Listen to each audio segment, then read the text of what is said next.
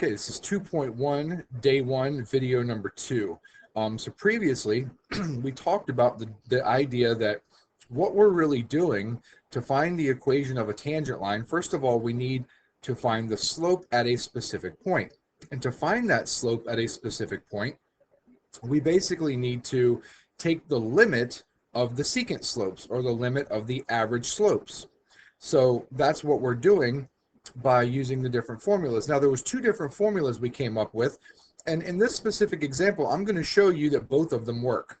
So the first formula that we came up with was the limit as x approaches a of f of x, which is basically a y2, minus f of a, which is like a y1, over x minus a. Okay, that was the first formula. The second formula was just kind of rearranging and recalling or renaming, the denominator. So the second formula was the limit as h approaches 0, and h really represents the denominator, which is the difference between x and a. So x minus a really is h. And the numerator, then we're just going to recall as f of a plus h minus f of a. Once again, it's still just a y2 minus y1 over x2 minus x1. Only difference is x2 minus x1 is called h in this case, and we're going to let that difference between those two x's approach 0. So again, we're going to show that it works for both of these specific equations. So limit as x approaches a. We'll start at the one on the left. Well, we need f of x, that's given to us. Remember that your a value is your x value that you're approaching, which is 2 in this case. So f of x is 5x squared minus 4x. F of a is the y value. Well, notice in this case they didn't actually give us the y value, they just said f of 2. So that means we just plug 2 back into the original equation and we'll find the y value. So let's see, 2 squared is 4, times 5 is 20, minus 4 times 2 is 8. So 20 minus 8 is 12. And then over x minus a, which is x minus 2. Now, again, you're going to have to be able to factor to simplify this, because if you plug 2 into your numerator and denominator, you do get zeros. So we're going to have to factor. And remember that the idea is, if we do this correctly, we should hopefully get a factor of x minus 2 on the top. And if we get a factor of x minus 2, that means that this piece has to be a 5x, and this piece right here has to be a plus 6, and then you should always go back and double check to make sure that that works.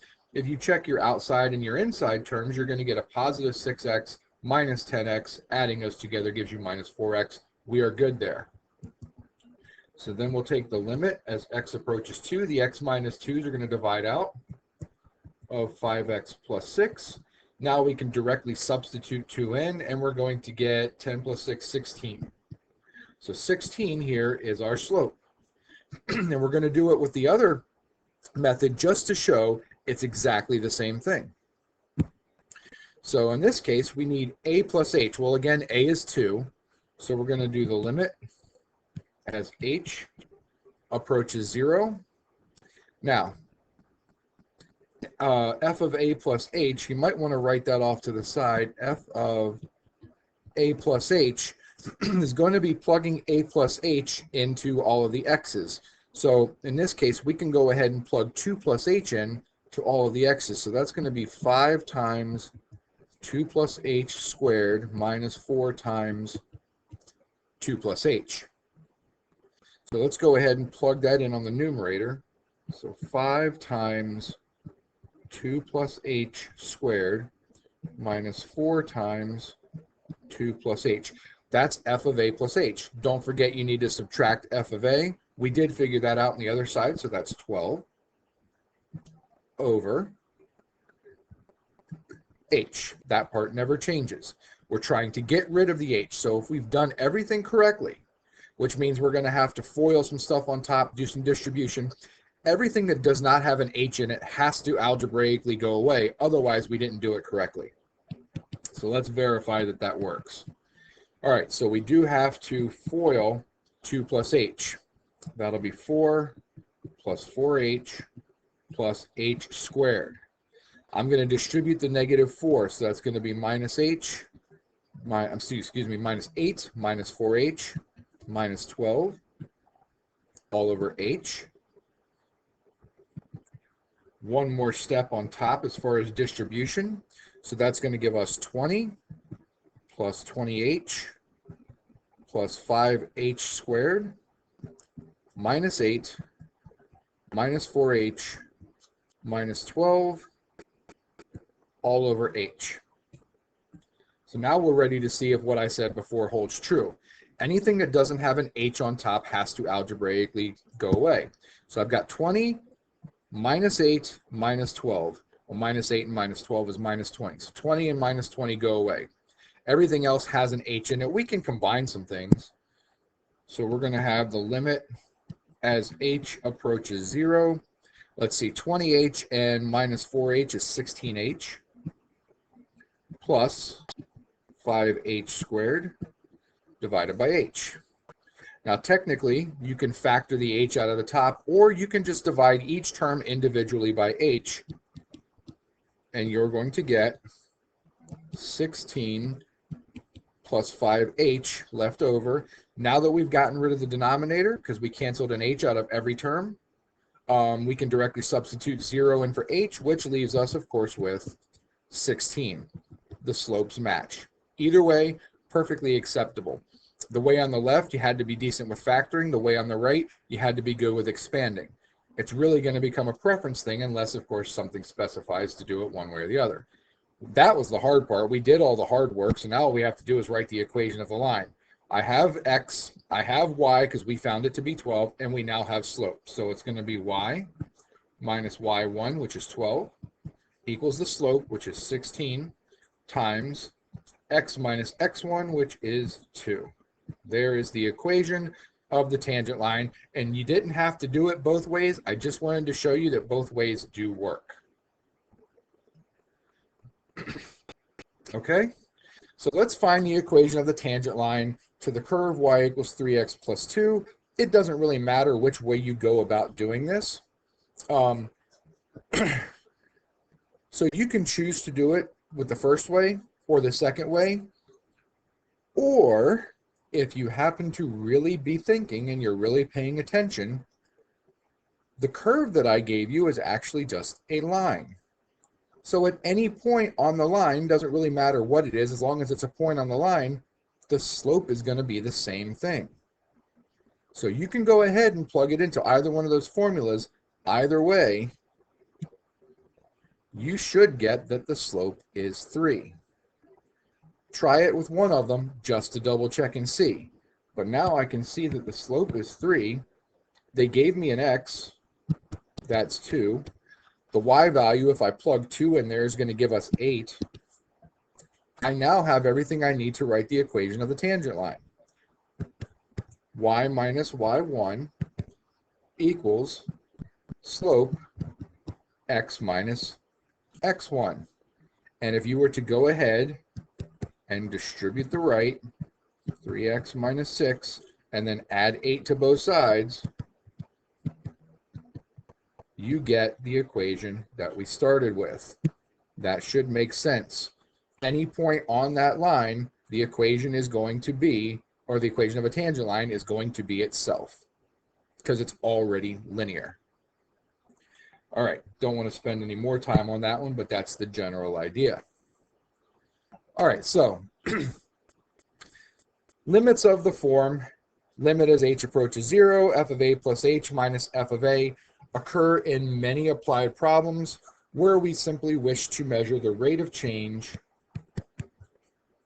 of one variable with respect to another variable.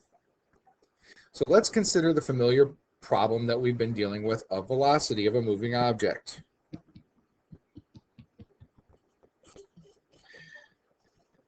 All right, so let's say that 1 hour after we start biking, we're 5 miles away from the starting position. 2 hours later, you're 20 miles away from the starting position. So let's just kind of put that on a little graph here. So we'll call this 0. This is going to be our time graph. Let's see, at 1 hour, it says that we're 5 miles away. So up here, we'll kind of do a little distance and say that that's 5 miles. And then it says 2 hours later, we're 20 miles away from the starting position. So make sure we understand that that's going to be, I guess I'll put this up here, a difference of 20 miles from the starting position, not from the end of the first one. 2 hours later would put us at time 3. So if we want to find the speed, well, velocity itself is the change of distance over the change of time. So let's see, the change of the distance. Well, it says that we went 20 miles in 3 hours. So that's going to be what f of 3 is, minus f of 1 over 3 minus 1. Because we want to figure out what is our speed between times 1 and 3. So we went 20 miles in 3 hours. We went 5 miles in 1 hour over 3 minus 1 hours. So you're going to get 15 over 2 or 7.5 miles per hour. And actually, that kind of answers this question right here. 7.5 miles per hour is the average rate of change over the interval from times 1 to 3. That's all that that's saying. Okay, now let's look at it in general. Okay, hopefully that one was pretty easy to see. Whoops. Let's look at it in general. So now we're going to relabel things. Again, this is going to be our times right here. So we'll call this one time 0. Oops, time 0. And we're going to call this first time here time A. And we're going to call this time out here something else. We'll get to that in a second. So right here, if I want to figure out the distance that we traveled, well, we have to plug that into whatever our function is that tells us our distance. So that would simply be f of a. That's going to tell you how far your distance is in time a seconds. Well, what if I want to figure out what this distance is? Whoops, that should not be there. Well, we kind of have to label that second time first.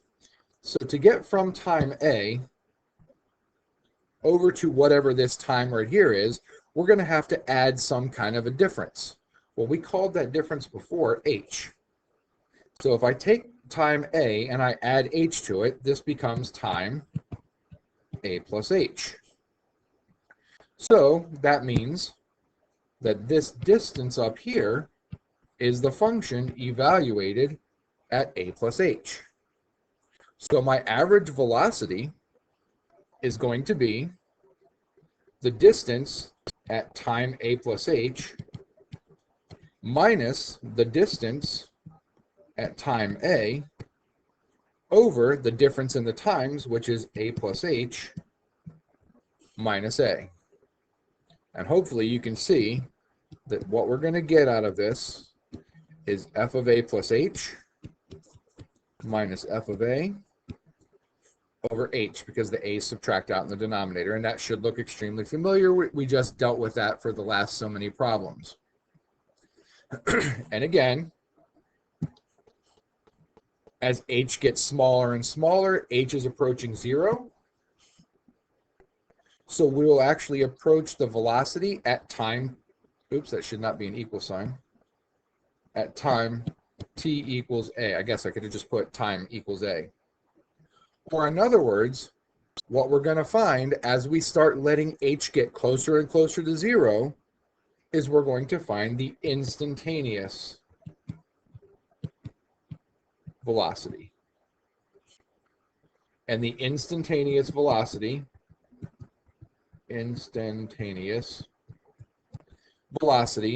is the limit of the average velocities. So let's take a look at that, because I want to make sure that you guys see the differences between these two. Without the word limit, both of these things are average velocities, and they mean the same thing. Remember, the one on the left is just letting x minus a become h. The one on the right is just if you take the actual function minus the function's value. The ones on the bottom here are the instantaneous velocities, because I am taking the limit as the difference between the average velocities becomes, or the difference between the a values, or in this case the t values, becomes 0.